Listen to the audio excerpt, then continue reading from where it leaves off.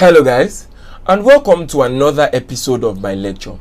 On today's episode, we will be discussing exactly what is direct evidence.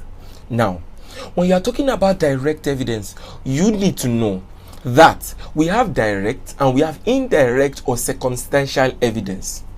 Direct evidence talks about a person who can give a detailed account as to a fact in issue. A person who saw or who heard or who felt or any of the five senses can give a detailed account as to the fact in issue. So now, for example, permit me to use rape, for example. Now, that's a sensitive subject which I shouldn't be using, but we are law students, presumably lawyers, and then these are things that we are supposed to, every day look at in the court of law, writing articles and all that. So permit me to use it. Now, if a person decides to have carnal knowledge of another person without the consent of that person, that is rape, according to section 357 of the criminal code. Now, there are two elements. There must have been carnal knowledge. Secondly, there must have been that carnal knowledge without the consent of the party. In this case, let us make it a female. Now, where you have carnal knowledge of somebody without the consent of that person, that's rape, and those are the two elements that needs to be proven. We need somebody, let's say that there is a third party who witnessed that happening and he tried to stop them, and then he stopped the guy from, continuing.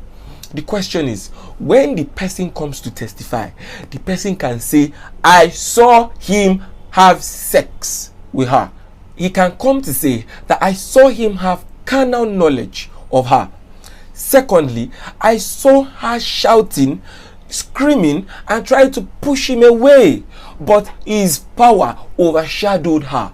You can see that is a direct evidence. So when you are talking about oral evidence is the talking, but oral evidence plus fact in issue, oral evidence that can give us a detailed account of any of the facts in issue is equals to direct evidence. How do we get a direct evidence? When a person has spoken oral, and that oral evidence is in line with any of the facts in issue to be proven, that automatically gives us a direct evidence. Do you understand that? So the person who has come to tell us that he saw her scream, he saw him have carnal knowledge, has come to give direct. So the direct evidence is oral evidence plus facts in issue equals direct. Do you understand that? Now, if you read through my note, it tells you that direct evidence is evidence of a witness who saw and watched the act in question as stated in the case of IDIOK versus the state.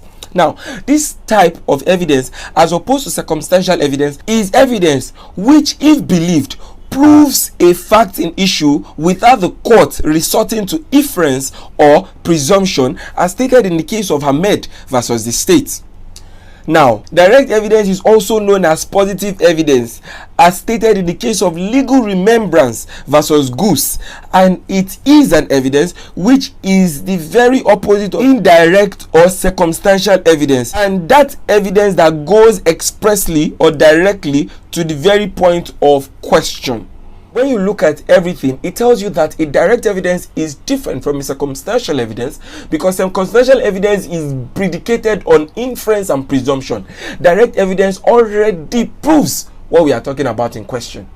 But do note that direct evidence need not be oral account alone. A documentary evidence which proves facts in issue, breach of contract, or any other thing can also be a direct evidence. So for example, somebody promised you that he will marry you and all that. According to the Evidence Act, that promise must be corroborated. Now, you then bring a paper like where he promised, he wrote a love letter to you and all that. That's documentary evidence. It proves the element breach of promise where there must have been a promise to marry in the first place. It proves the element. So that shows that documentary evidence plus fact in issue can also result into a direct evidence. Direct evidence need not only be oral accounts. Do you understand that? So now that we know what direct evidence is, where somebody who saw, witnessed, whatever, decides to speak in court regarding the fact in issue in itself, it's direct evidence. And I told you not just that, we have documentary evidence as well.